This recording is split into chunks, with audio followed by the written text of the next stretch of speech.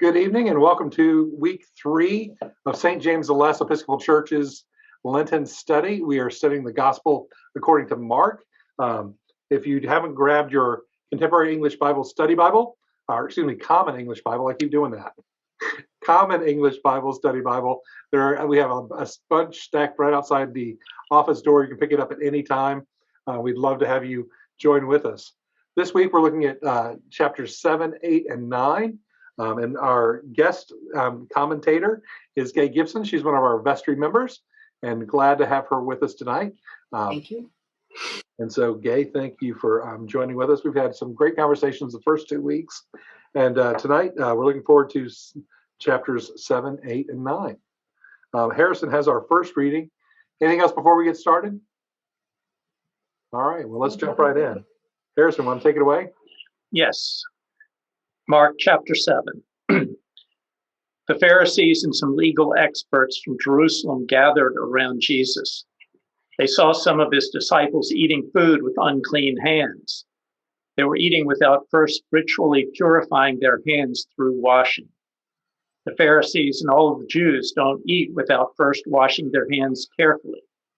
This is a way of observing the rules handed down to them by the elders. Upon returning from the marketplace, they didn't eat without first immersing themselves. They observed many other rules that have been handed down, such as the washing of cups and jugs and pans and sleeping mats. And so the Pharisees and legal experts asked Jesus, why are your disciples not living according to the rules handed down by the elders, but eat instead with ritually unclean hands? He replied, Isaiah really knew what he was talking about when he prophesied about you hypocrites. He wrote, this people honor me with their lips, but their hearts are far away from me. They worship me. Their worship of me is empty, since they teach instructions that are human words. You ignore God's commandment while holding onto the rules created by humans and handed down to you. Jesus continued, clearly, you are experts at rejecting God's commandment in order to establish these rules. Moses said, honor your father and your mother, and the person who speaks against father or mother will certainly be put to death. But you say, if you tell your father or mother, everything I am expected to contribute to you is korban, that is a gift I'm giving to God, then you are no longer required to care for your father or mother. In this way, you do away with God's word in favor of the rules handed down to you, which you pass on to others, and you do a lot of other things just like that.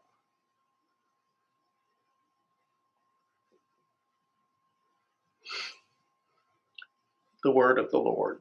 I'm not sure I'm thankful about this one. This one's pretty harsh. So what'd you hear?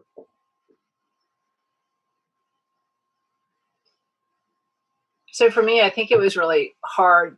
I get the idea of sort of, I think it's just sort of an example of like not washing hands or being different, to just live it, to be sort of living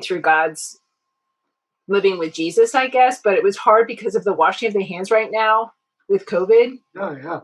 You know, because it's such, it's really ingrained in us. So I too would have been questioning sort of like, why didn't you guys wash your hands? You know, but I understand the structure, I guess, around the idea of sort of lip service, so that if you do these things, then you'll be, you know, accepted by God. I didn't quite understand the korban, but that was. If you were obliged to do something for your parents by saying, oh, I would do this for my parents, but I've dedicated this to God, then that was a workaround. So are you giving the money to the Pharisees then? Was it like?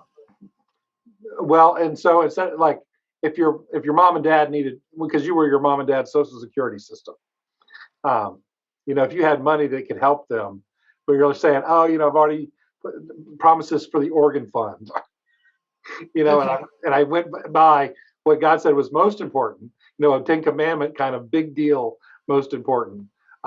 Jesus was like, that's just dirty pool, don't do that. That's so uncool. Yeah. Who cares how nice the organ is? Right. Okay.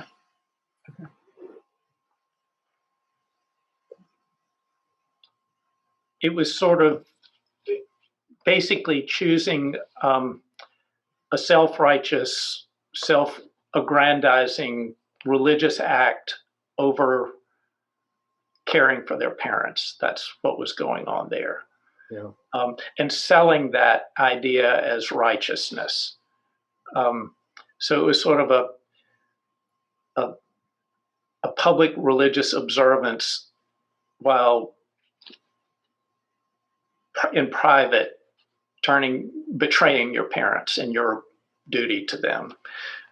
I was struck by Jesus didn't mess around when they raised this issue about washing hands. He just went right for the jugular.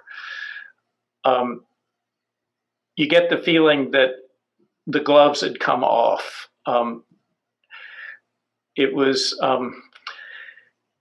It seems harsh, and it's hard to find the love in it.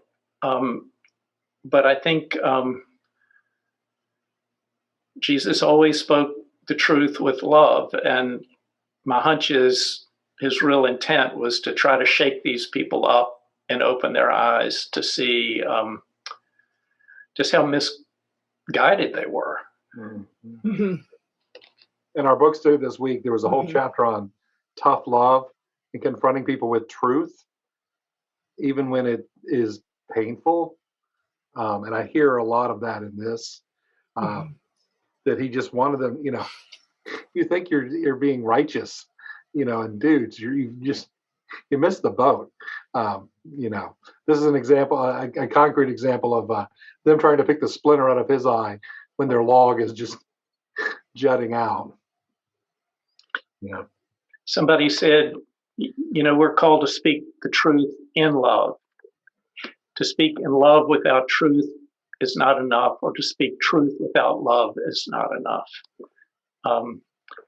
Both are critical. And it's hard to keep them both together. People tend to sort of be in one camp or the other. Right.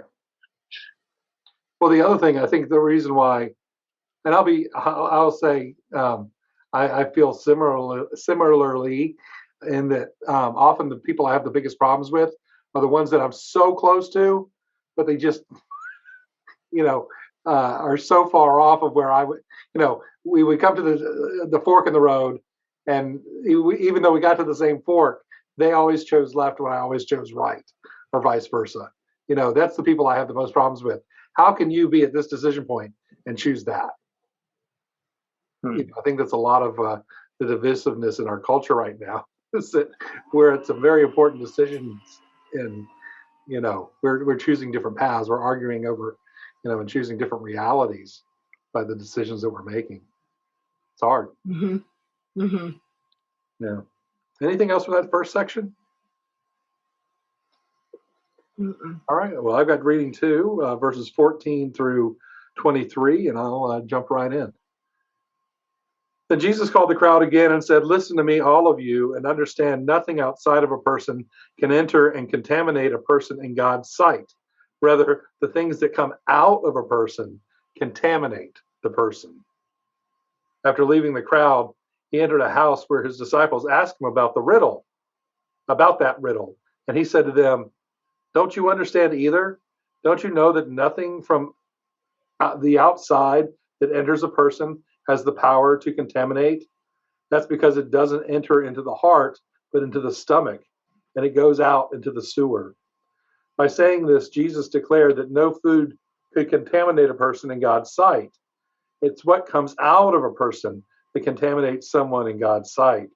He said it's from the inside, from the human heart, that evil thoughts come: sexual sins, thefts, murders, adultery, greed, evil actions, deceit, unrestrained immorality, envy, insults, arrogance, and foolishness. All these things come from the inside and contaminate a person in God's sight.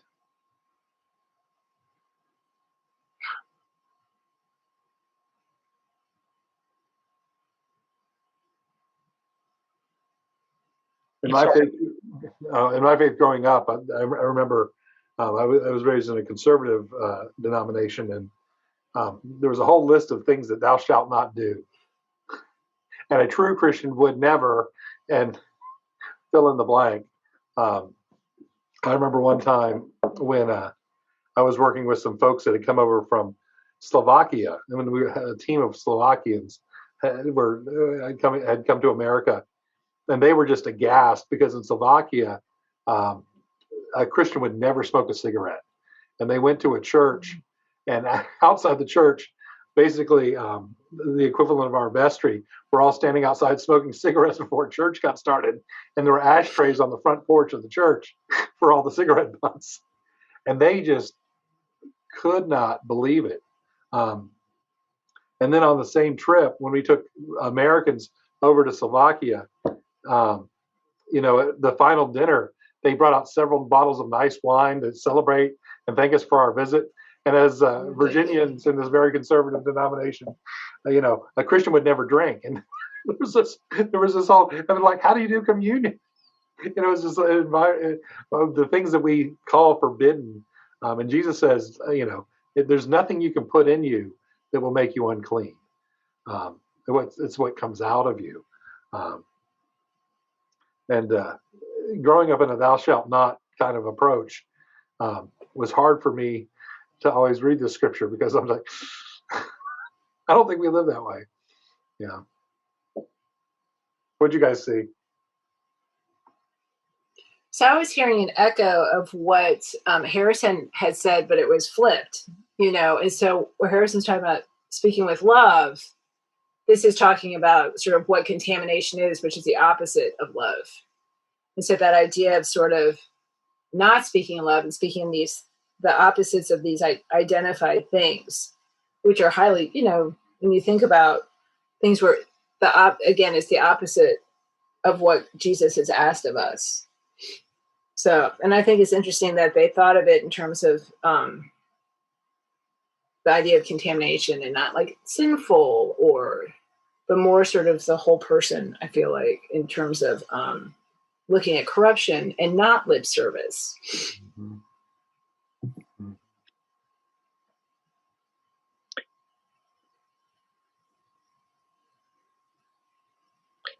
I think it's interesting how it's part of our human nature, it seems, because it creeps into most religions, I think, are just these rules. They may start with a wonderful revelation of God, and we tend to try to codify it in ways that make it rule-based. And I think we are all probably guilty of that to some degree. And certainly there are rules, but the Pharisees were basically making their faith about rules that they could control. And Jesus just didn't fit. Yeah.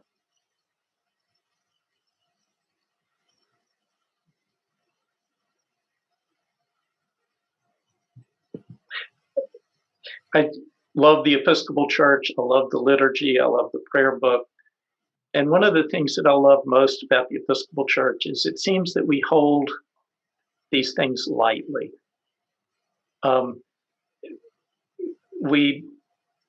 They are sort of our order of worship, but we don't make them of ultimate importance. And I think that's healthy.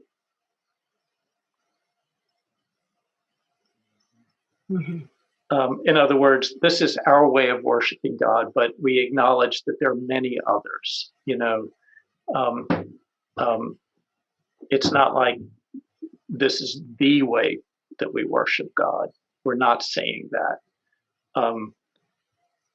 That's the thing that it seems that Jesus clashed with the Pharisees about. Mm-hmm. And I have a pet theory on that, Harrison. I think there's a pendulum that swings back and forth. And I think we're very rigid in our form, which gives us a lot of openness in our approach. Huh. And I think of especially the congregational churches that are very free in their form, but then are very rigid in their approach. And I've been there. And yeah. And you have to, you pick your rigidity. And I'm with you. I left a very free form where I could pretty much do anything as the pastor on a Sunday morning to a very rigid structure where there's a lot of rules. But at the same time, even then, we're very gracious and very forgiving. I remember one time I showed up at Shrinemont and I was asked to be the deacon for the bishop. This is Bishop Shannon. And I didn't know there was going to be a baptism, so I had brought the stole that was appropriate for the season. I think it was ordinary time. And I ended up with the baptism, you have white. That's what you do. And I just apologized. And I said, Bishop Shannon, I'm so sorry. I didn't know there was a baptism this morning. And I brought the wrong color stole. And his response was, oh, rock. That's a Victorian construct anyways. God doesn't care. Amen. Wow. Or something along those lines. And I was like, wow, that wasn't the answer I was expecting. Thanks be to God. But I think a lot of it, we get so caught up on the things we can control that we choose the wrong things to be controlling about.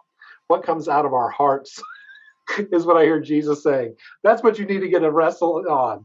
It doesn't matter whether you had a little pork in your hash browns or whatever.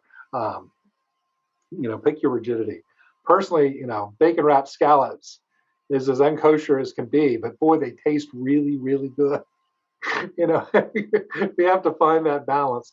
That's what I hear Jesus saying anyways. When I think about the idea though, for me, I think the liturgy always, for me, helps me connect to everyone else in the community on a Sunday. So I know everyone else I know has this sameness. For me, it feels just sort of shared, not necessarily like rigid, like I run into sometimes, in other denominations or fundamental church conversations with folks, but it's interesting to also be aware and really want to practice discipline, like during Lent, and really be conscientious about struggling with following through with discipline. But sometimes I feel like I really can very much give myself sort of you could just sort of have that now. It's okay. Or Sunday's Easter. You could just have this on Easter, or, to sort of have a workaround, which I don't think is the point of sort of suffering during Lent, or being disciplined, holding yourself accountable in a very specific manner. Mm-hmm. So. And, the analogy I used back at Ash Wednesday a couple of weeks ago was, to think on our Lenten disciplines as concentrating ourselves, as boiling down, getting rid of the excess. And you don't add more water to get rid of the excess. You keep the temperature going, and you let it boil off, and trying to boil away those things in my life that are keeping me from God. That whole list he gave of the things in my heart that are vile. Yeah. And contaminate me. Boy, that idea of contamination really hits home with COVID going on. Mm-hmm. At what point can our body stop fighting it and, it takes over? And that's, we've all probably come into contact with COVID several times. but it hasn't been enough for it to take hold in our bodies. Yeah. Mm-hmm. Interesting. Anything else on that little bit? That's a good conversation. All right, Gay, you want to take the third reading? Yes. Okay. Jesus left that place and went into the region of Tyre. He didn't want anyone to know that he had entered a house, but he couldn't hide. In fact, a woman whose young daughter was possessed by an unclear spirit heard about him right away, and she came and fell at his feet. The woman was Greek, Syrophoenician by birth. She begged Jesus to throw the demon out of her daughter. He responded, "The children have to be fed first. It isn't right to take children's bread and toss it to the dogs." But she answered, "Lord, even the dogs under the table eat the children's crumbs." "Good answer," he said. "Go on home. The demon has already left your daughter." When she returned to her house, she found the child lying on the bed and the demon gone. After leaving the region of Tyre, Jesus went into Sidon towards Galilee Sea through the region of the 10 cities. Some people brought to him a man who was deaf and could hardly speak, and they begged him to place his hands onto the man for healing. Jesus took him away from the crowd by himself and put his fingers in the man's ears, and then he spit and touched the man's tongue. Looking into heaven, Jesus sighed deeply and said, "Ephphatha," which means open up. At once, his ears opened, his twisted tongue was released, and he began to speak clearly. Jesus gave the people strict orders not to tell anyone. But the more he tried to silence them, the more eagerly they shared the news. People were overcome with wonder, saying, "He does everything well. He even makes the deaf to hear and gives speech to those who cannot speak." Mm. And this goes back to that question of the disciples in the boat. Who is this then? And that's the question that Mark repeatedly asked. Who is this Jesus? And he wants us to answer that for ourselves as he goes through.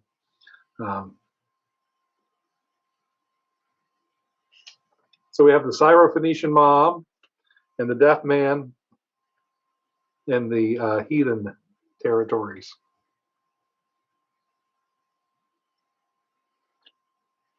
Gentile, I should say, rather than heathen. Sorry.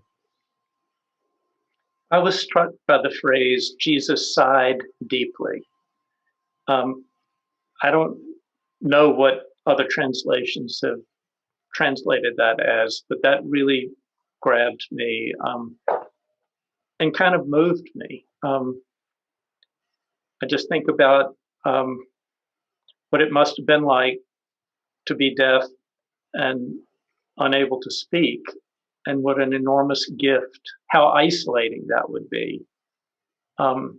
Probably before sign language, before people were literate, he really was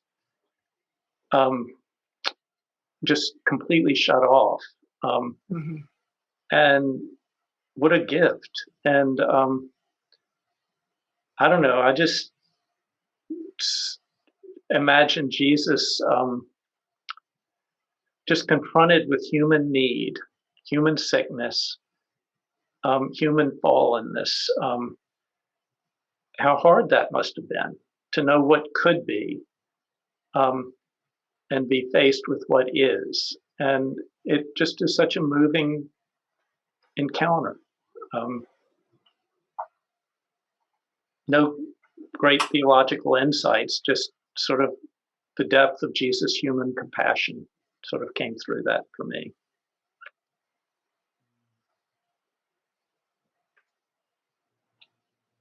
And it's an interesting contrast between the story of the Syrophoenician mother, where he sort of stiff arms her, Mm-hmm. But it's the same person, and I don't really know what to make of his response, but I think he knew he was going to heal this child anyway. I don't know why he said what he did, but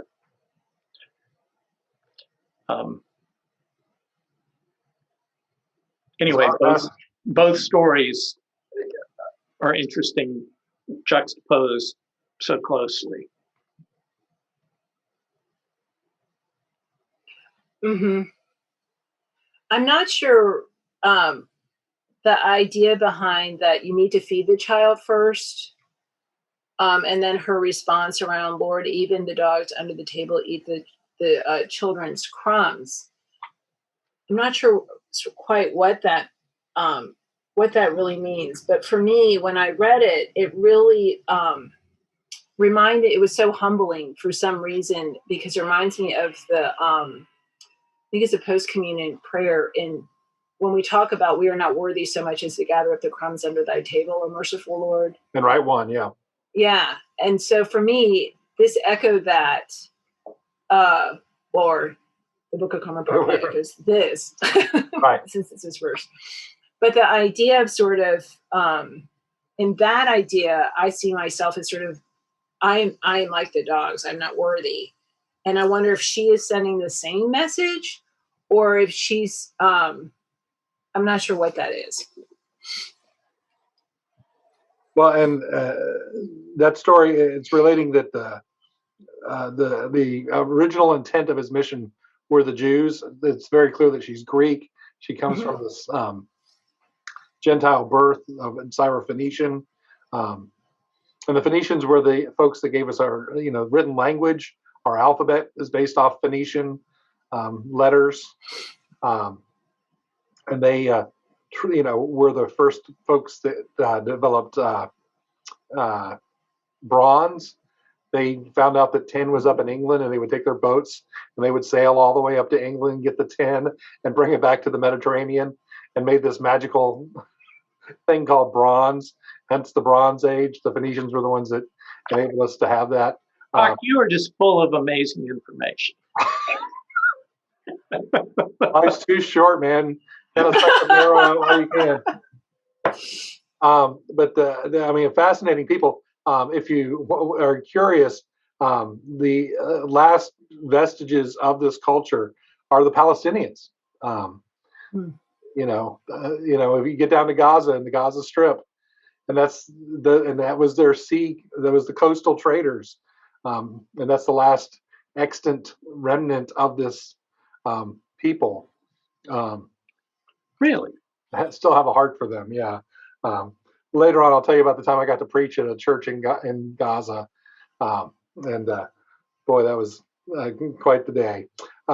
Anyways, but it's so this woman is coming in and throwing herself at Jesus' feet, and he's like, "Lady, I'm here to, I'm here to feed the kids. The dog is going to, get the food." Which once again comes out as racist. Let's just call it what it is, and harsh. I've had a few sermons on that, and one here, and it's hard not to hear it that way. And I'm not sure whether Jesus was speaking so that the people around him, he was saying what they expected him to say, But then he already says, "Your daughter is already healed. Go home."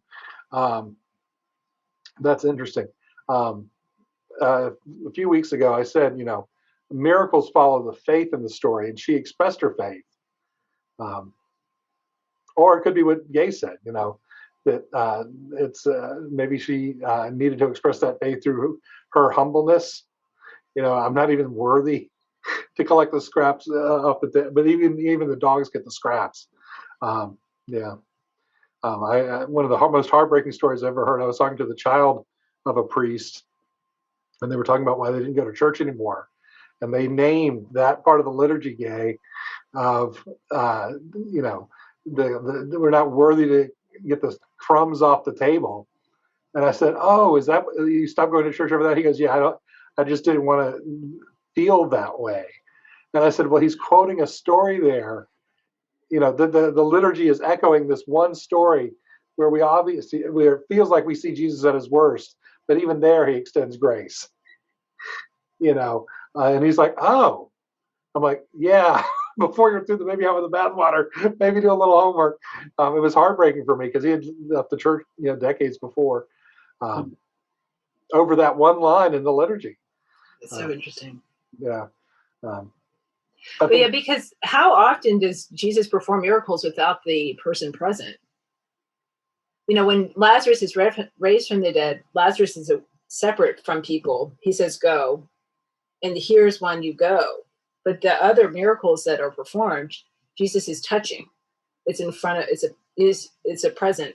The people are present. Yeah. Except there's a couple of exceptions. This being one, the centurion's servant being another, where the people who had the authority over the person, here the mother had the authority over the child. There the centurion had the authority over his slave.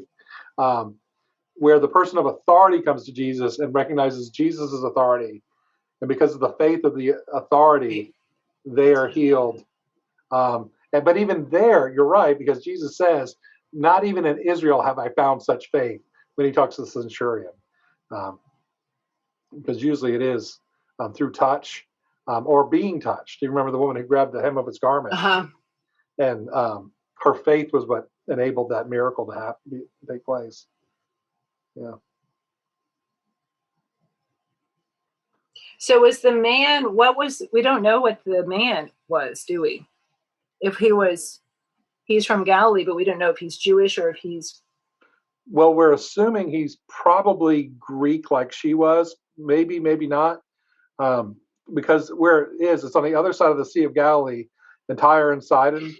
Then the 10 cities, the word for the 10 cities is the Decapolis. So obviously they were Greek because it literally, Decapolis, 10 cities. Here they translate it in this translation, but often you'll see it listed in a more literal translation as the Decapolis for that very reason. And then we have this wonderful Aramaic that is a mouthful with two PHs back to back, Ephatha. That's all I'm going to say. You did a good job with that one, Gay. Oh, I did not think so. Thank you. I was feeling your pain. Well, two PHs and a TH all in one word. Not a lot of hard consonants there. Just one final thing on Jesus sighing deeply. It comes to mind that before Jesus called Lazarus forth from the grave, he sighed deeply, I think, or something like that.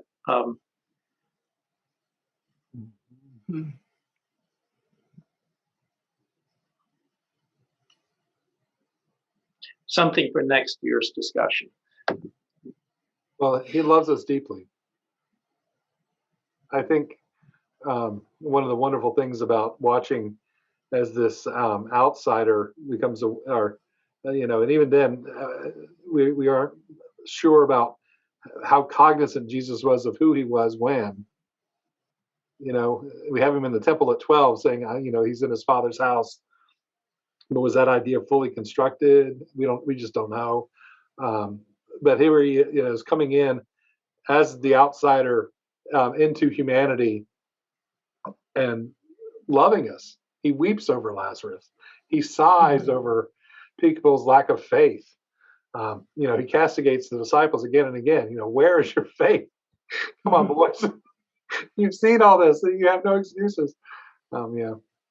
But the other thing he does is that he heals a man who cannot speak and tells them, and he sighs before he does it, and then he heals him and asks him to not speak and for the people around not to speak, and they don't respect that. Yeah. So I wonder if it's the realization too that this is going to move him towards where he'll be headed. Well, I think you're right. In fact, that's one of the big discussion points in the Gospel of Mark. That's called the Messianic Secret, or the Messianic Secret in Mark. Because repeatedly he tells people, don't talk about this. And the first thing they do is they run around and tell everybody. And they're forcing his hand. He knows that this is a pressure cooker and he needs to take this slow or the lid will get blown off. And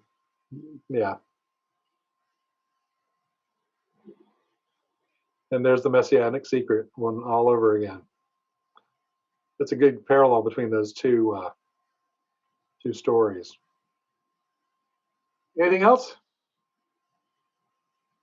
Cool. Well, we're doing great. Well, let's. That was chapter 7. Good job, folks. Thank you. Just one question. I wonder if Jesus is still sighing deeply. Just something to ponder. Is he? I don't know. I don't need to know, but it's strangely moving.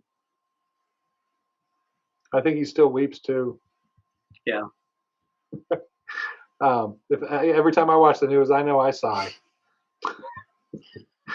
We're going through some weird times. Yes. All right. Thank you. Thank you both. Are we ready for chapter 8? Or I was going to say, do we need a stretch break or potty break? No, I'm fine. I'm really good. All right.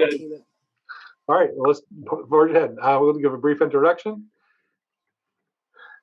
And I'm just going to do this so I can see it in my edits as I fast forward through it to edit tomorrow. All right. Chapter 8. Here we go. We're back on doing this with Gay Gibson, Harrison Higgins for our Lenten study at St. James the Less. And here we are with chapter 8. Harrison, you've got the first reading in chapter 8. You want to take that? Yes. In those days, there was another large crowd with nothing to eat. Jesus called his disciples and told them, I feel sorry for the crowd because they have been with me for 3 days and have nothing to eat. If I send them away hungry to their homes, they won't have enough strength to travel, for some have come a long distance. His disciples responded, how can anyone get enough food in this wilderness to satisfy these people? Jesus asked, how much bread do you have? They said, 7 loaves. He told the crowd to sit down on the ground. He took the 7 loaves, gave thanks, broke them apart, and gave them to his disciples to distribute. And they gave the bread to the crowd. They also had a few fish. He said a blessing over them and then gave them to the disciples to hand out also. They ate until they were full. They collected 7 baskets full of leftovers. This was a crowd of about 4,000 people. Jesus sent them away and then got into a boat with his disciples and went over to the region of Dalmanutha. The Pharisees showed up and began to argue with Jesus to test him. They asked him for a sign from heaven. With an impatient sigh, Jesus said, why does this generation look for a sign? I assure you that no sign will be given it. Leaving them, he got back into the boat and crossed to the other side of the lake.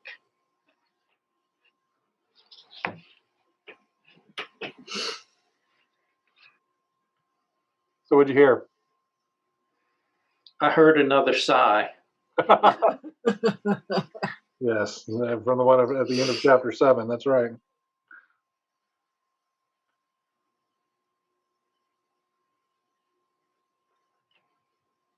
I think it's fascinating that they asked to see a sign from heaven when Jesus had just had a major miracle. Like, I just fed 4,000 people. Yeah. It's sort of like, what are you looking for? Good point, Gay. And I think of the folks that, are the churchy types that Jesus gets upset with.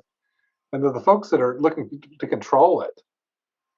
He to control others by their rules, to control Jesus by demanding a sign on demand. And he's, and here very clearly it doesn't work that way. The miracles respond to faith. And here, and you obviously have none. A miracle's not going to happen. Stop asking. Yep.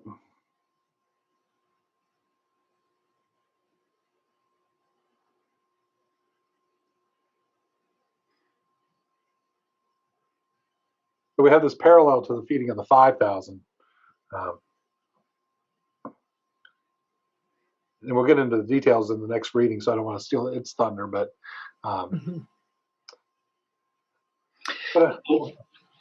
this goes back to my early charismatic days, I mean, I hope I'm still, well, never mind about that. The wild and crazy sort of youth of my youth in the faith. And I was in a prayer meeting with a group of college-age people, two of whom had just come back from a youth rally in Texas. And it was in some stadium, and it was stinking hot. And they took a thermos, and they just went to the grocery store and bought a stack of, little Dixie cups. And they were just sitting in the broiling sun all day. And they started drinking out of the thermos, and people around them asked if they could have a drink. And so they started handing out these cups and filling them with water and then refilling them as the day wore on. And they started getting a little suspicious about when this thermos would run dry, but they just kept on sharing this water. And they got back and sort of counted the number of cups that they had given out and filled. And then they measured how many cups it took to fill the thermos, and the two didn't add up. Mm-hmm. That's the story they told. Do with it what you want. But I kind of believe this feeding of the 5,000 literally. I just do. I wish it still happened. I don't know why it happened sometimes in one place and not in another. I can't explain any of that. But I just don't personally explain away the miracles. There you go. That's my fundamentalist, charismaniac Christian self coming out. Those roots go deep.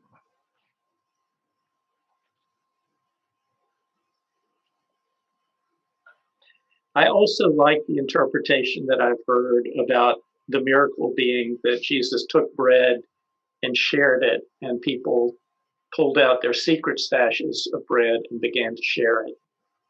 And both can be true. And I don't, both mean something to me. So there you go. Another one of these passages that I don't really understand. Well, especially in the Episcopal Church, we've been so gifted with funding for so long. We're about 15, 20 years behind where most denominations are as far as funding and things. I remember I was in a conversation with several other priests, and they were complaining about not having money, and they were two priests who were basically talking back and forth were from two of the larger churches in Richmond. I won't name any names, but they were talking about a lack of funding. And I finally hadn't had enough. And I said, look, we have all we need. We have a God of abundance, and we follow a God of abundance. And if we need it, God will provide. I fully believe that. I said, look at every Bible story out there, and God is gracious, and God's abundance comes through. Maybe it's a lack of faith on our part. We stopped believing in the miracle, and that was hard for them to hear. Luckily, a senior priest pulled me aside, and he goes, "We need more. We need more priests like you." And I'm like, "Thank you." Good for you, Ron. Especially in those two churches. I was sitting here thinking, I could really deal with having your budget. That would be really nice to have. And here they were complaining about how bad it was. I'm just like, okay, I thank God I am where I am, because repeatedly when we've had a need here, people have stepped up, and we haven't had to bat an eye, and thanks be to God. Trying to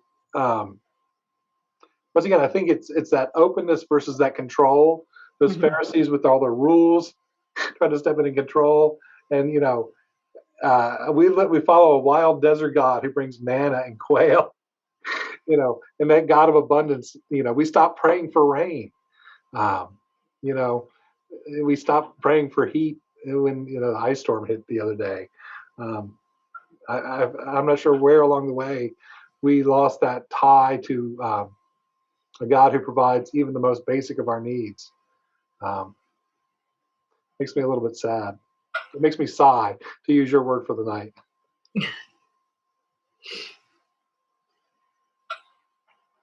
I think it's funny to think about sort of questioning if this was true or not. I don't see why it couldn't be. I mean, I think it does happen all the time. And what really stands out to me is that Jesus initiates this because he's worried about people going home and not being well and not being sustained. And another version that was talking about, he was concerned people would faint, lose consciousness. And that idea of sort of having enough to nurture, I think, is who Jesus is. And I think that this is just a really sort of simple, it's not even, to me, it's not particularly discreet, but people obviously didn't realize what was going on around them because they didn't recognize it as a sign of heaven. But, you think about being fed or nurtured. I mean, I think that is all people were looking for a lot from Jesus and still from the church, So this definitely shows that piece of Jesus's love and wanting people to be well. Yes.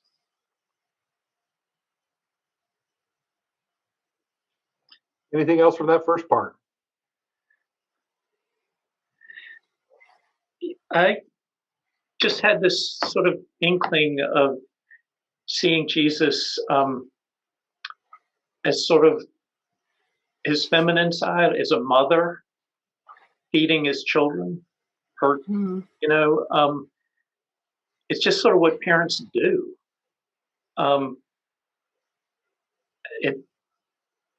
It's just what we do. It's sort of in our bones. You feed your children before you feed yourself. It's just God taking care of his kids, like a mother takes care of, her infant child.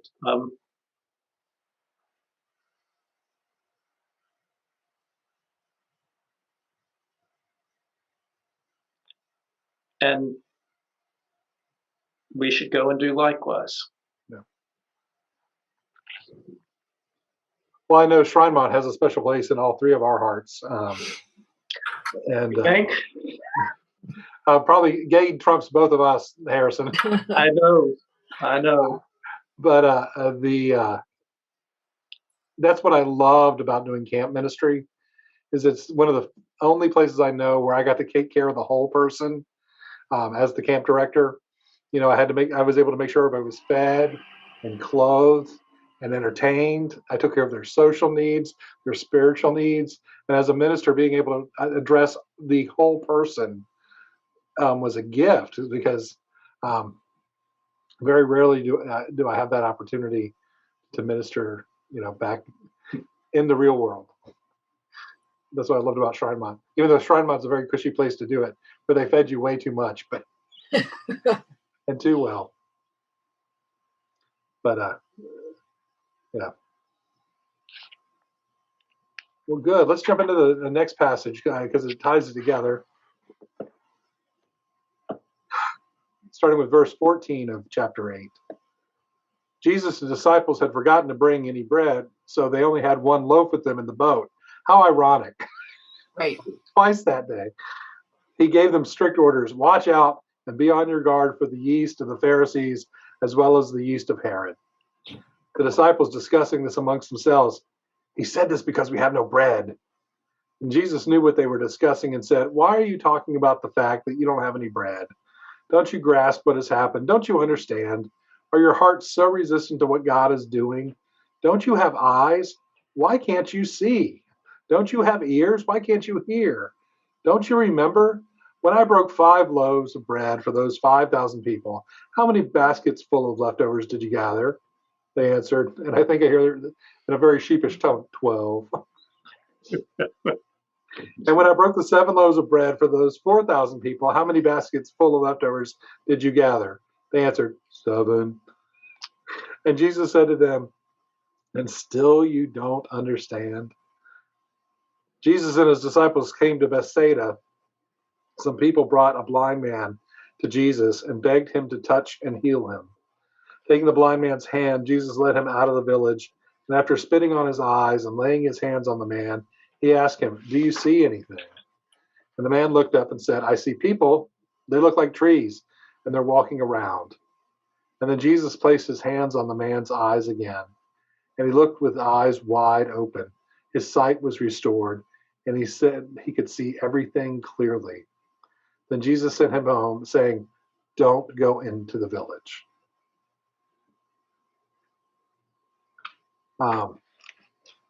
So often we want to not see how these stories are intentionally structured, but we have the story of the disciples not seeing, and then this man who doesn't see. But when he doesn't see, he's very clear with Jesus. They look like trees. Now, the thing is, he must have had sight at one point, or he wouldn't know what trees look like to know they look like trees. So he wasn't born blind, or at least I don't think he could have been. But he tells Jesus, "I don't see right. Even when I see, I don't see right." And Jesus, continues to work with him. And I think, we have this being held up for us. The disciples who should have known better don't see right, and they don't even try to see right. They remain in their ignorance. And we have this guy who doesn't see, and doesn't see the way he's supposed to be able to see, and he stays with Jesus, and Jesus fully heals him so that he can see clearly. But some fascinating stuff there. What else? So watch out and be on your guard for the yeast of the Pharisees as well as the yeast of Herod. So what is that? I've never heard this before, or heard it as clearly as I'm hearing it tonight. I don't understand quite what that means. Because Right. You need yeast for bread, which is what they're hungry for, and yeast makes bread rise. You can make bread without yeast.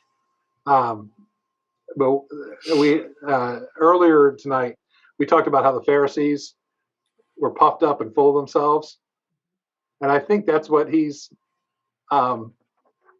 That's how I read what he's getting at. They were puffed up, not with the yeast they should be puffed up with. They were self-righteous instead of being righteous. And just because I pulled a miracle off for the 4,000 doesn't mean that I'm going to pull off another miracle in this boat.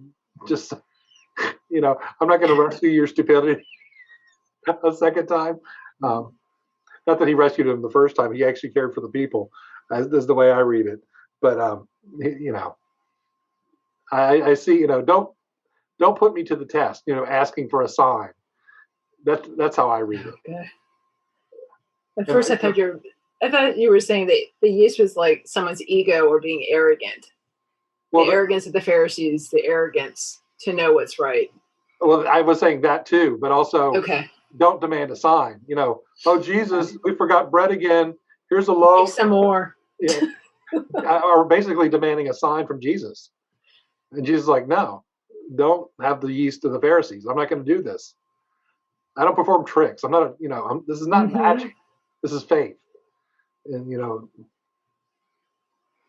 I'm struck by the image that he used the word yeast, because yeast is this essentially an invisible microbe that even just a few getting into a bunch of wet flour will eventually fill that whole bowl of flour and make it rise. It does it silently. You're not aware of it happening. And it's sort of how, I don't know, hateful lies infiltrate our consciousness and grab hold of us and spread. It's a very good image of that, of the way we're prone to these poisonous ideas. And And I think we're just riddled with it, with conspiracy theories and things like that today. I mean, it is like yeast spreading through our complex global communication system now. And you see the result of it. I read an article this morning in the paper about this zealous Christian man that got hooked into a Facebook group that sort of took over his mind, literally. I mean, the church was trying to do an intervention with him, warning him about it, asking him to get off of Facebook. He couldn't do it. He's now been arrested for breaking into the Capitol on January 6th. He has 2 small children, toddlers. This is a good guy that just got infected by something. Yeah, it's like the contamination again. Yeah. Exactly. And speaking of that, the footnote, Gay, on 8:15, the yeast metaphor illustrates the corrupting power of religious and political authorities.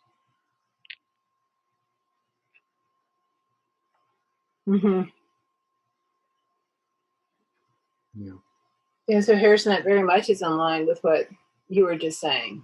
Yeah. Right. And the word beware, I think, needs emphasis. You don't have to just know that this is a possibility. You have to be vigilant that these ideas don't creep into us. And I think they can be, very subtle, just attitudes. People that we disagree with, we can sort of categorize in a certain way and not see them anymore. Some fiction about them as a group takes over in our lives, and we stop seeing them as people. It seems like it's the same dynamic. The Pharisees, if you weren't practicing your faith this way, you were lost, you were damned, you were bad and evil. If you weren't doing it just the way we say, there was something fundamentally wrong with you. That's a real danger, I think, for all of us. Yeah, I was just reading a book, and it was talking about the more that we're in camps and the more we try and isolate and just be with people that agree with us, the higher levels of depression we have because we're more isolated. And so instead of sort of having the depth of conversation, when we become rigid, like we were talking about with the Pharisees before, rigidness can lead to isolation and it can increase depression.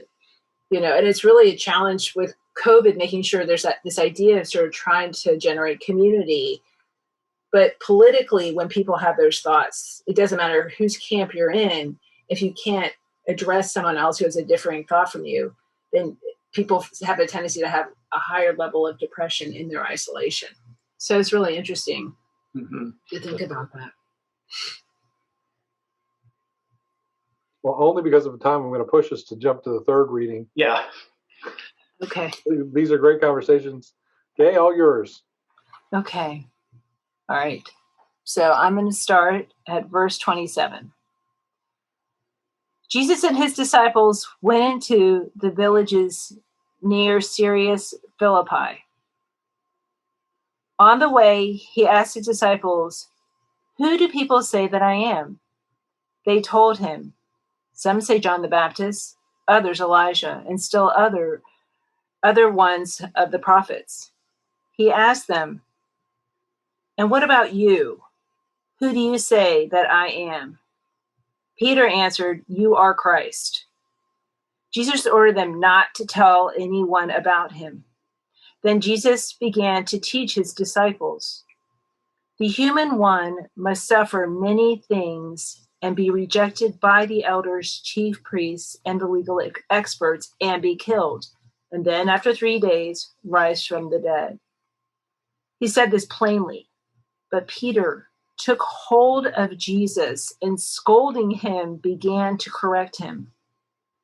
Jesus turned and looked at his disciples and then sternly corrected Peter. "Get behind me, Satan. You are not thinking God's thoughts, but human thoughts." After calling the crowds together with his disciples, Jesus said to them, "All who want to come after me must say no to themselves, take up their cross, and follow me.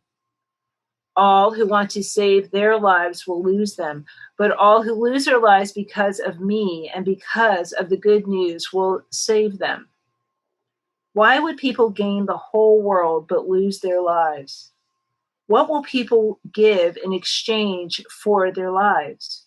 Whoever is ashamed of me and my words in this unfaithful and sinful generation, the one human will be ashamed of that person when he comes in the Father's glory with the holy angels."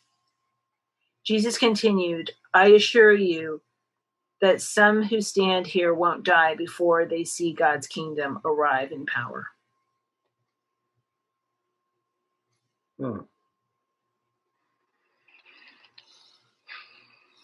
Lots of stuff in there.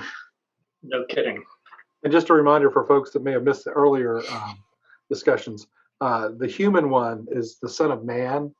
We are the quintessential human, or the epitome of what God wants in a human. Like we would say the spitting, he's the spitting image of his Father, something like that. But he is the quintessential human, or the human one is the way this translation. Often you'll hear that as Son of Man, which was an idiom that doesn't mean anything to us, but would have made a lot of sense back then. So we have the confession of Peter, one of 4 stories that's in all 4 Gospels.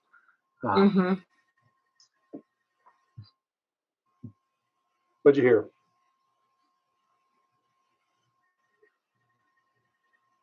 I think this is the pivot point in Jesus' ministry. It's where he starts to turn toward Jerusalem and his confrontation there. It's where he starts to teach about if you want to save your life, you're going to have to lose it. He enters into a whole new realm in his teaching with his disciples. And it seems to me that he focuses more on his disciples, his immediate followers, and their training. They're not the big events that we've been reading about up to this point. It's such a pivotal, powerful moment. And you couldn't be more right. If you look at the structure of the whole gospel, it builds to this one point, and everything else is going towards Jerusalem. You're exactly right. This is the turning point, the pivot point in the Gospel of Mark. Yep. We were talking earlier about not sure sort of where Jesus was or how much he was aware in that moment, but clearly here he articulates it, that it's so that he's thought it through so clearly. And he clearly knows that every time he's meeting with the Pharisees or every time he's having these interactions, it is that one step closer, And it makes me think of your sighing again, Harrison, because I think about, have you ever, before you start something, right before you get to the end point, you're on the edge of the diving board, before you jump in the cold water, you go into that next thing. It's like you take that deep breath, So earlier there's deep breaths before he says this, Yeah. But then Peter tries to scold him and negate it, which would be very frustrating. Well, and yes, and I mean it's not even, it's in the same paragraph where he says, "You're the Christ." And Jesus says, and you're Satan. Before the paragraph is over. But at the same time, culturally, they had a very clear understanding and expectation of what the Messiah was going to be and what the Messiah was going to do.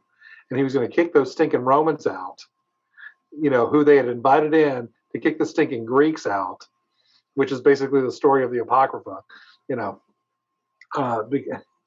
After Alexander the Great took over everything, the Greeks come in. How do we get rid of the Greeks so that we can praise and worship God the way we want to? Well, let's get the Romans in here and kick the Greeks out. That works really well for a while. The enemy is always better than the enemy you don't. And the Romans were even worse than the Greeks. And that's where we are sitting now at this point in the story. And this expectation of what the Messiah's responsibilities would be. And they see him as a political leader. And Jesus was everything but that. And I'm not going to do it on your terms. When he makes this messianic prophecy that he must suffer and die, and whoa, you can't talk about dying here. That's not your job. Your job's to get rid of the Romans. He's just very clear. No, we're not going to even go down that road. You're going to nip this in the bud. I just, praised you, but right now, he doesn't give that any distance whatsoever. Yeah. Big stuff. So when he uses the image of "you'll lift up your cross and follow me," is that what would make people not scratch their heads or wonder? Because we know the end of the story, we know he's crucified on the cross. We can easily connect the dots back to that. But people didn't know that yet. What is the symbol? Like, what is that a turn of phrase in that time, or what would make that fit for people to understand? Well, the Romans loved to crucify folks. So just because crucifixion was rampant. Yeah, and take up your cross, because that was your punishment. You carried your own of death to the site, just like Jesus did, the Via Dolorosa, the way of the cross. We have our stations up, around the church that follow that, especially during Holy Week. Right now we have Lenten stations, but come Holy Week, we'll have the Holy Week stations up. But that's it. Well, once again, I think you're right. I think they took it as metaphor. And if you want to have a fun reading of the Gospels, look and see all the times the disciples took things metaphorically when Jesus was being literal, and all the things they took literal, like yeast, when they meant it metaphorically. And he's very clear. You're going to have to die to yourself. And that dying to self might actually be dying. One of the great proofs that the disciples were not making this stuff up, and they really did believe Jesus to be who he was, is the horrible way that all of them died. If the church tradition is correct on how every single one of the disciples died, Judas hangs himself, and not counting him. The original 11 were all martyred in some horrific way. If you're convicted, and you can get off if you just say the word, and none of them chose that route, makes me think they really did believe this. For them to really believe it to the point of death meant that they actually had seen something that was worth anything else.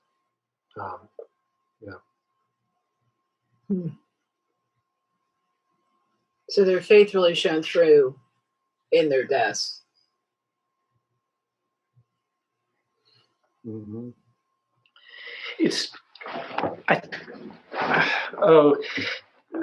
There's such big ideas in this story. It seems to me. I think of the Jewish faith and their observance as having more to do with obedience. And Jesus was introducing a new way of connecting with God through faith. He was saying that's primary. That's a notch deeper than performance. for a practicing Jew, if I did these rituals, was born in this place, observed these rites, I was good with God. But Jesus is saying those are outward signs that there's a deeper level of that what my faith is about, what the kingdom of God is really about. It's not an outward kingdom, it's an inward kingdom. And to get to that inward kingdom, you have to let go of the outward one. I see that as sort of losing your life. You do not get to me by performing for me. You have to trust me and let go in some way and follow where I lead. And it's not going to be easy or comfortable necessarily. It will feel like a death at times. But the part that's dying needs to die, because the part that's going to wake up is the eternal being that's in you. And you access that being through faith. I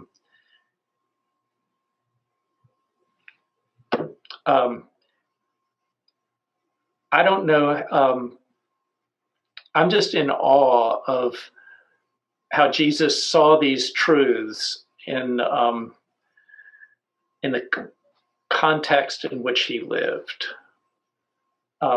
with his religious upbringing. Think about reading the Old Testament and pulling out of the understanding that Jesus brought to it. It really is amazing. And you mentioned, Rock, earlier, just how did Jesus see himself? How did he understand who he was? When did he realize, I've got to go to Jerusalem and give my life? Well, he quotes scripture. I mean, he was a biblical scholar. I've wondered what the scriptures are that he was reading. I mean, the only one I can think of is Isaiah 50, whatever it is. But right. Well, several in Isaiah, but there are portions of the Psalms when Jesus quotes, "The Lord said to my Lord," yeah. And then on the cross, my God, why are you forsaking me?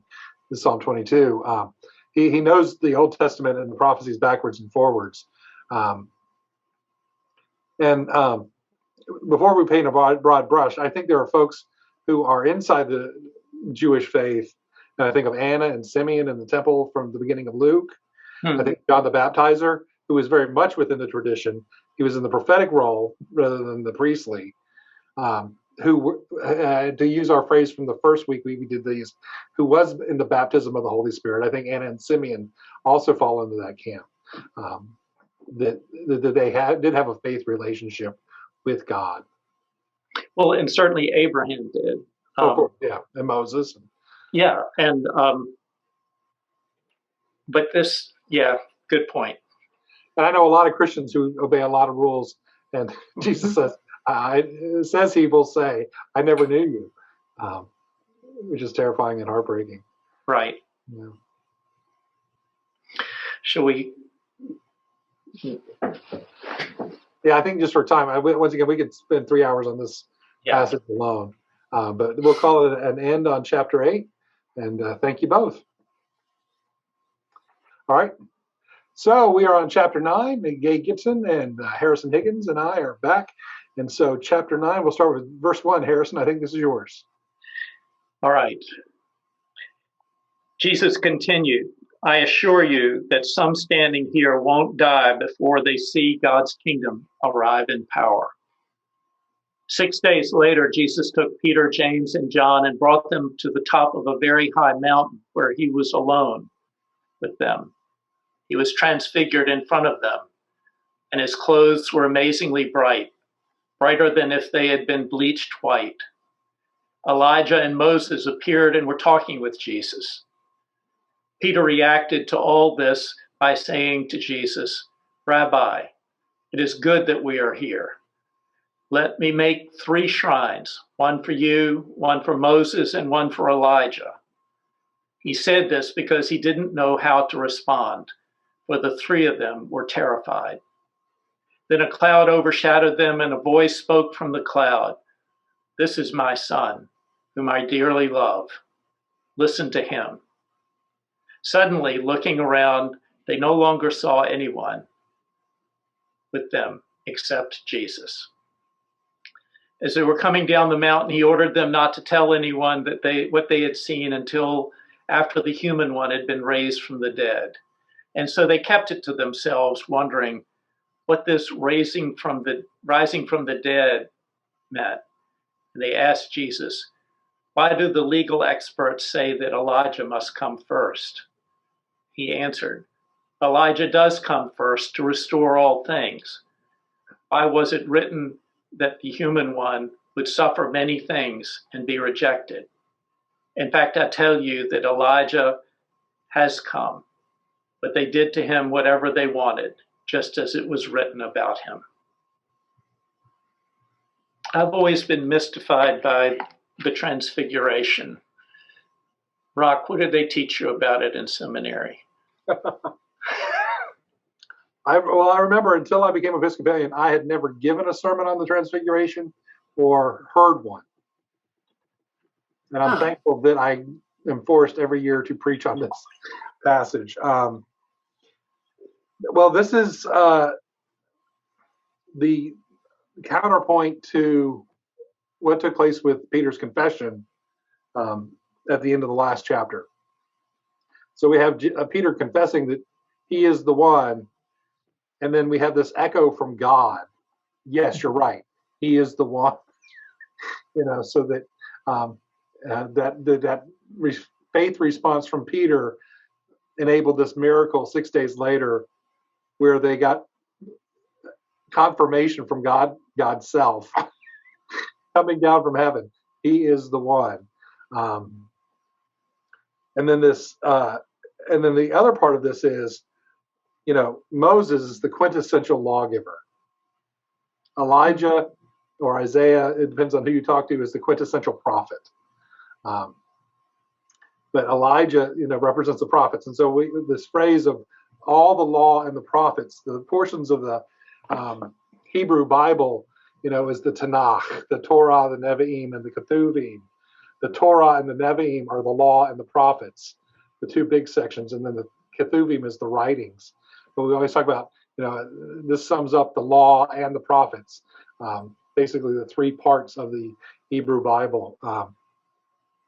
But all the authoritative stuff, the Ketuvim, the writings, are going to be things like Proverbs and Psalms, that aren't seen as authoritative as the law and the prophets. But you have the law and the prophets there to affirm with God, he's the one. But that guy we've been talking about this whole time, it's him. Yeah. My pet theory on this, and I'm hesitant to float this, but a lot of this came from a lot of the science I've read. Time and space are all relative, and every time is now, and there is no before and after. Think of the prayer meeting that Moses goes to and Elijah shows up, and think of the prayer meeting that Elijah goes to. Maybe that still small voice that he heard in the cave was Jesus. Maybe his prayer meeting was, maybe his transfiguration moment was when he was hiding in that cave, and that still small voice was this event. I'd like to think that in prayer we cross the boundaries of time. I know I've heard missionary stories, and Harrison, you probably heard very similar ones about folks who have prayed for medicine or shoes for their school where they worked or whatever, and they arrived the next day, but they had been mailed from back home 3 weeks earlier. Oh yeah. And that the prayer on Tuesday gives them the deliverance they need on Wednesday, but God was working it out 3 weeks before to get it from the States over to wherever, China or Africa or wherever I've heard too many missionary stories of things like that happening. And I like to think that when Jesus goes to prayer, the veil is torn open. Now, in a very before our modern times, when time was seen as linear, and the dominoes fall from creation till Jesus, they would be coming down from heaven to have that conversation with Jesus. With quantum stuff, I don't think we need to see it that way, but that's my own personal theory, and not telling anybody to buy into that if they don't feel it. But yeah, those are just some thoughts. Do you think that Jesus saying, some standing here will not die before they see the kingdom of God arrive in power, that's referring to the Transfiguration? I always see that as Acts 2, in the Holy Spirit coming in power, because I think they were all alive 6 days later. But I think the coming of that's my reading of it. But I have this, again, this is me. I don't know if this is orthodox, but I've had this feeling that this was a potential that Jesus could have left from the Mount of Transfiguration and said, mission accomplished. If his mission was to reveal God, to bring faith in him, a full expression of who God is and what God is like and what God wants, he could have said, I've done that, and left. But it wouldn't have been enough. And he knew it. We couldn't have, no human being could ever have said to God, I didn't know, because of what Jesus had done and said and shown up to this point in his life. He revealed God to us, to humanity, but it wasn't enough. And God knew that. He had to, the cross, salvation would still have been dependent on us.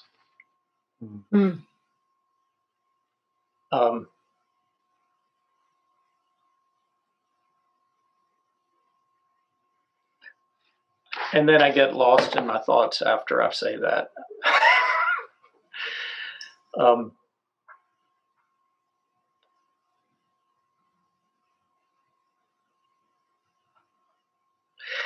It strikes me that from this point on in the story, our faith goes where no other faith goes. There's nothing else like this in human religion.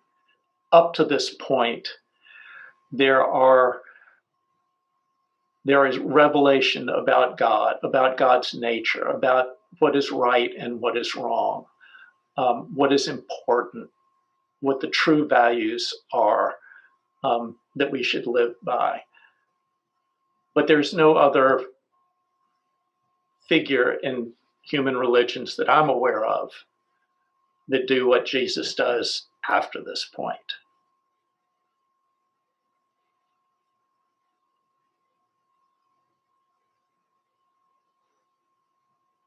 I see a parallel between the Transfiguration, were it to stop there, and the temptation of Satan. I'll make everybody fall down and worship you. Yeah. I think this declares that love will win, and I think the rest of the story declares that love ain't cheap.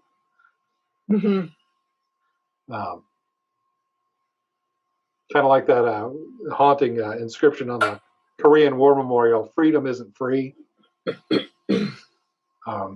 Yeah. And okay, we've talked a lot. Well, no, I was thinking about what Harrison's saying, because I was thinking too that part of, I think, thinking about that is that Jesus had told the whole story right before the Transfiguration. So he gave a playbook, this is what's going to happen, and it's going to be really hard. And then it's he has this experience on the mountain with the Transfiguration.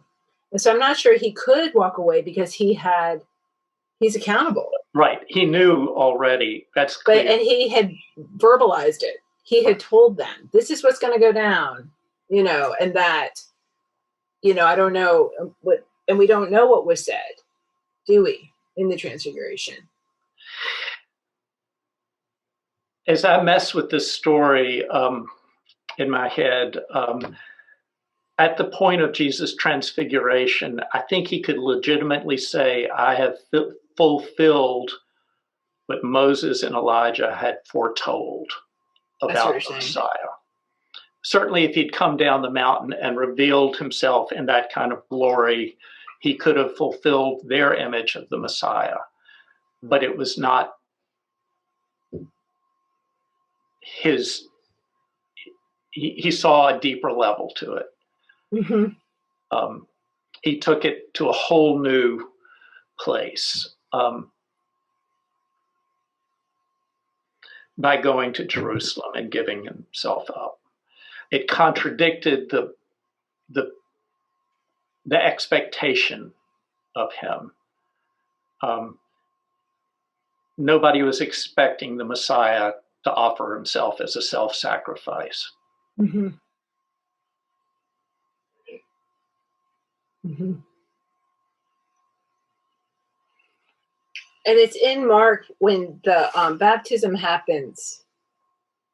It's private, right? So this. Mm-hmm. So this is Jesus the first hears time, the voice. Right? Yeah. So this is the first time other people have heard God speak. This is my son. I remember you brought that up in Vestry when we did it for the Lectio. Yeah. So this is the first public. I really appreciate that they admitted that they were terrified. Right. It would be terrifying. What are we seeing? How is this even happening? There's a reason why all the angels say first, be not afraid. Yeah. No kidding.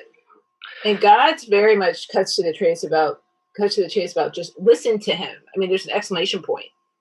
I can't imagine if there's an exclamation point after something God said, how loud or how overwhelming that would have been told. And once again, we wrestling with different translations, but I have a problem with this one and this. This is my son, whom I dearly love. It's a noun, not an adjective.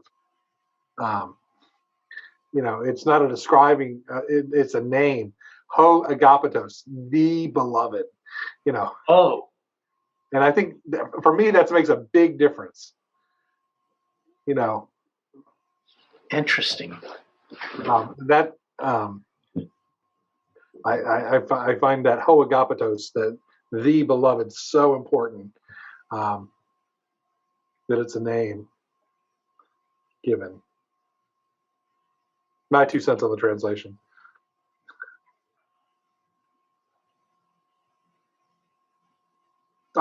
Interesting contradiction here about Jesus saying that Elijah did come, and we read that to be John the Baptizer. But when John the Baptizer is asked, "Are you Elijah?" he's like, "No." So anyways, just to add a little more complexity to our conversations. And once again, just because of time, I hate to push this, but I'm going to go ahead with the next reading. Okay. Starting with verse 14 of chapter 9. When Jesus, Peter, James, and John approached the other disciples, they saw a large crowd surrounding them and legal experts arguing with them. Suddenly, the whole crowd caught sight of Jesus. They ran to greet him, overcome with excitement. Jesus asked them, "What are you arguing about?" Someone from the crowd responded, "Teacher, I brought my son to you, since he has a spirit that doesn't allow him to speak. Whenever it overpowers him, it throws him into a fit. He foams at the mouth, grinds his teeth, and stiffens up.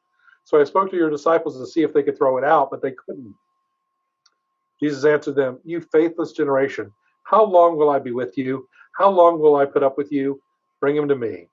They brought him, and when the spirit saw Jesus, it immediately threw the boy into a fit. He fell on the ground, rolled around, foaming at the mouth. Jesus asked his father, "How long has this been going on?" He said, "Since he was a child." and has thrown him into a fire or into water, trying to kill him. If you can do anything, help us. Show us compassion." And Jesus said to him, "If you can do anything, all things are possible for the one who has faith." And once again, I'm going to tie that back to our faith brings the miracle conversation. And that at that, the boy's father cried out, "I have faith. Help my lack of faith." Or in other translations, it's often, "Lord, I believe, help my unbelief." Noticing that the crowd had surged together, Jesus spoke harshly to the unclean spirit, "Mute and deaf spirit, I command you to come out of him and never enter him again." After screaming and shaking the boy horribly, the spirit came out. The boy seemed to be dead. In fact, several people said that he had died. But Jesus took his hand, lifted it up, and he arose. After Jesus went into a house, the disciples asked him privately, "Why couldn't we throw the spirit out?" And Jesus answered, "Throwing this kind of spirit out requires prayer." What'd you hear? So for me, again, it goes back to that internal experience, the internal experience of faith and what that can do, you know.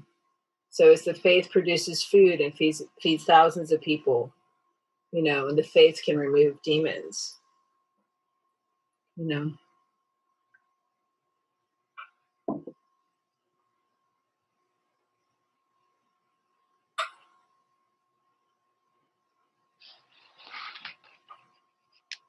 And picture the scene, you know, he has one of the most holy moments imaginable, and he comes into utter chaos, you know, and everybody's arguing and fighting over how best to help this kid. And it's hard to imagine. And Jesus' response to his disciples, you know, they don't know what has just transpired, you know, and so we get the inside meaning of when he says, "You faithless generation, how long will I be with you?" You know, he's already let it be clear we're on our way to Jerusalem, where I'm going to suffer, die, and rise again. How long will I put up with you? You know, and his affirmation that he's on the right path was what had just taken place up on the mountain. And then we have this moment of just frustration over them not getting it again. Mm-hmm. And another time that a parent is saying, you know, fill me or do with me what you need to save my child. Well, and I think verse 24 is one of the most honest statements. Mm-hmm. I have faith, help my lack of faith. You know, I think I have faith. Yeah. I hope it's enough. I love that, and have prayed it many a time.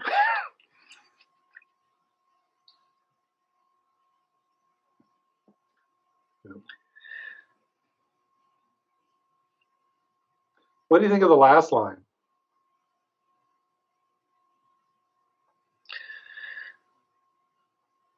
It mystifies me, Rock. I just think evil is real, and that there is a devil, you know, and we're locked in some kind of a battle.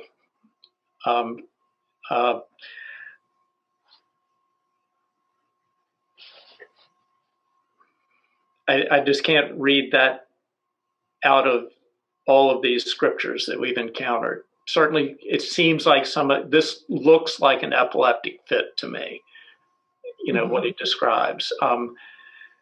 But the people that lived certainly the people in that time and place had beliefs that probably modern science has replaced with different ways of seeing things.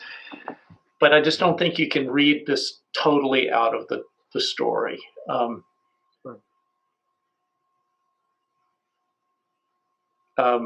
You know, we wrestle not with flesh and blood, but principalities and powers sometimes. and it's a real wrestling match.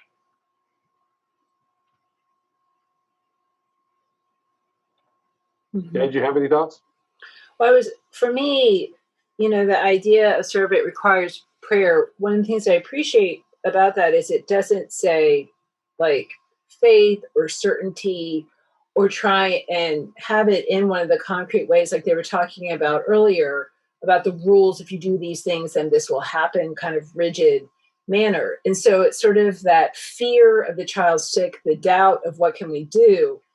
And instead of it being a certain thing, like, here's your shot, it becomes more of a thing of like prayer, like a vessel, like you're the vessel of God. Like, what does prayer offer? Offer for the person praying, but who we pray for. It's like an opening it's more of an open, for me, malleable thing than a really sort of rigid way to move into trying to heal the child. Does that make sense? Mm-hmm. Yeah.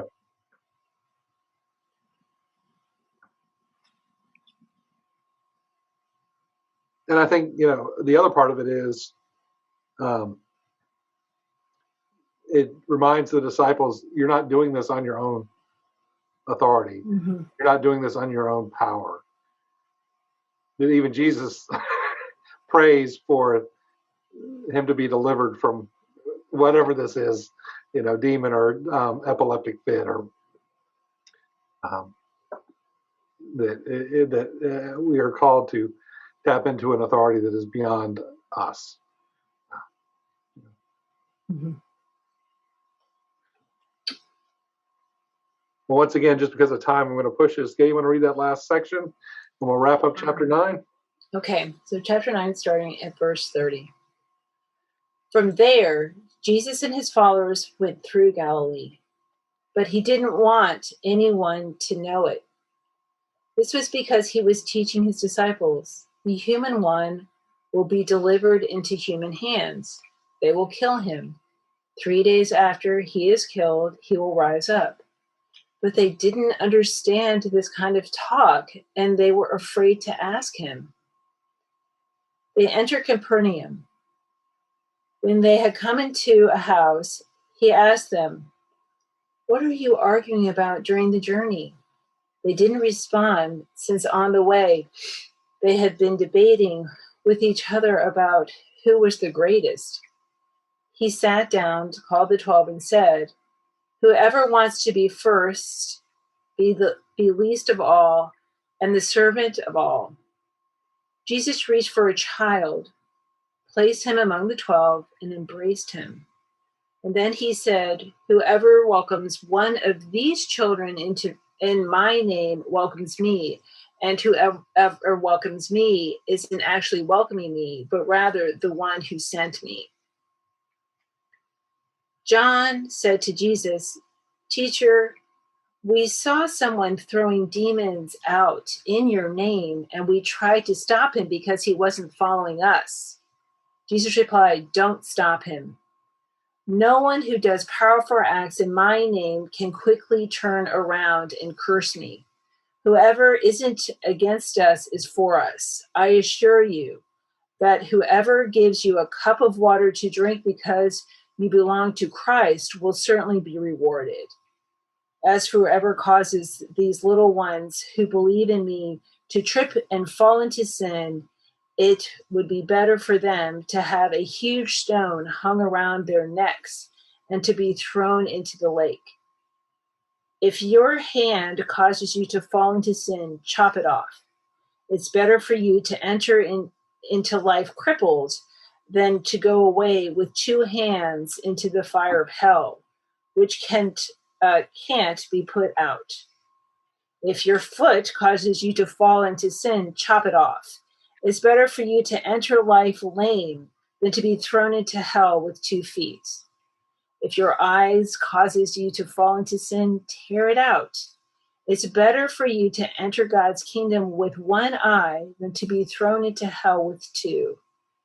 That's a place where worms don't die and the fire never goes out. Everyone will be salted with fire. Salt is good, But if salt loses its saltiness, how will it become salt again? Maintain salt among yourselves and keep peace with each other.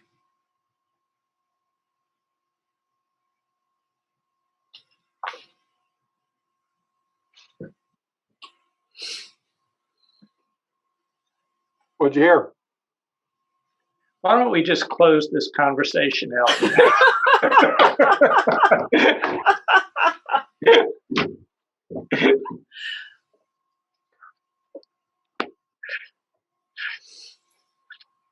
So there's a lot of practical in here.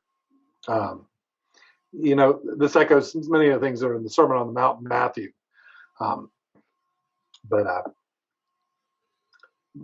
Just a couple quick things, and we can end it quickly, unless you guys have more, and I'm always open to that.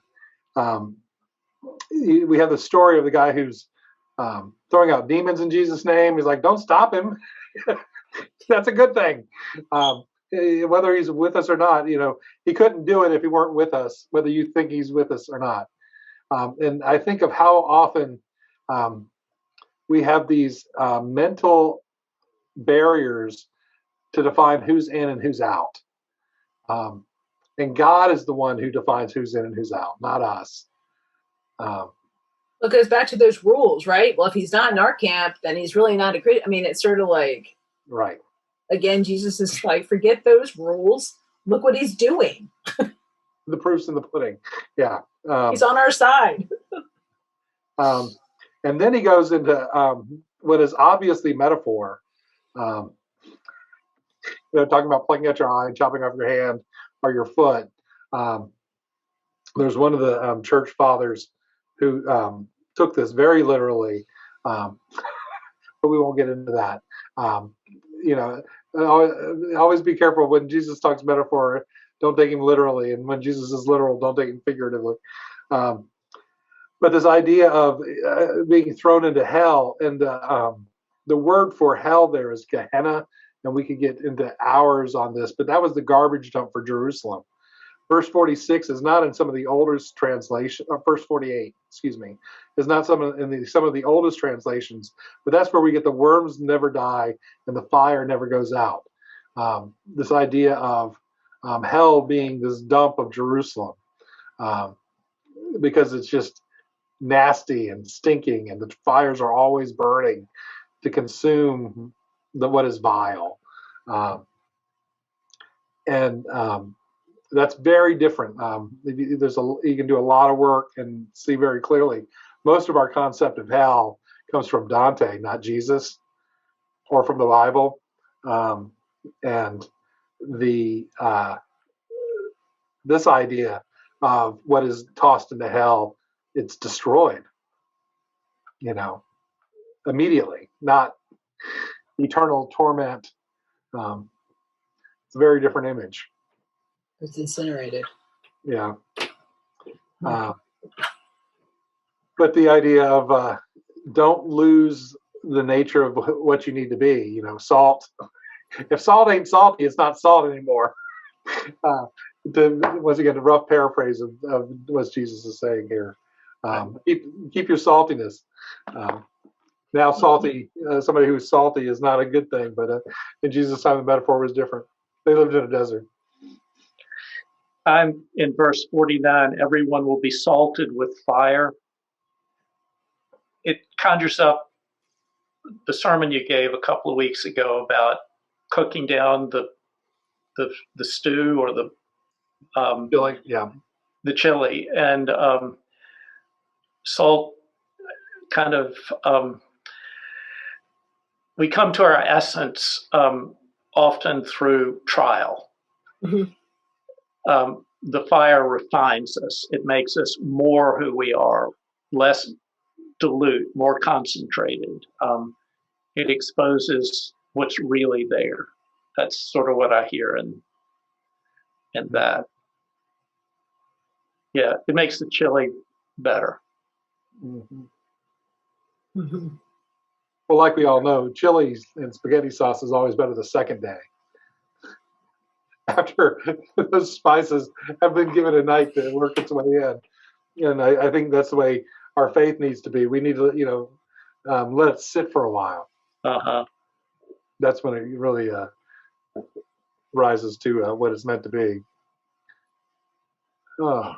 And the nicest part for me too, in the very last sentence, is maintaining salt among yourselves and keep peace with each other. So it's the invitation for community. So it's like adding flavor. I mean, I also am aware like salt can create bitterness as well. And so but thinking about keeping the flavor of things, or keeping the sense of in a community and not having it be an isolated, solitary experience. And he uses salt, not sugar. Being a Christian is not about being sugary. The salt is more valuable. Right. And it preserves food. It's a preservation. These sort of difficult passages just say to me, Jesus is acknowledging that being a Christian isn't necessarily going to be easy. Yeah. It requires some effort. It's going to hurt at times, but it's going to be worth it. Right. There's that wonderful C.S. Lewis quote, "I didn't become a Christian to feel happy. If I wanted that, I would have gotten a good bottle of port." Yeah, it's about being transformed. That preservation, just like Gay said. Yeah. Our way to happiness sometimes leads through some difficult. No growth without pain. Mm-hmm. True happiness. Yeah. Yeah, the real stuff. Or the word joy. Yeah. That even in our misery, we have our joy. And he wants our joy to be complete. Thanks be to God. Anything else, folks? This has been a great conversation. Thank you for wrestling with 7, 8, and 9. It's been a great conversation. Gay, thank you for joining us. Sure. Yes, Thank you, guys. Thank you. Thank you all very much. This is a lot of fun. Been a lot of fun. Well, we will be back next week with chapters 10, 11, and 12. And Bob Hughes will be our special guest next week. And so we invite you to be back with us for week 4 on Wrestling with Mark. God bless and have a great night. Bye-bye. Take care. Bye. Bye.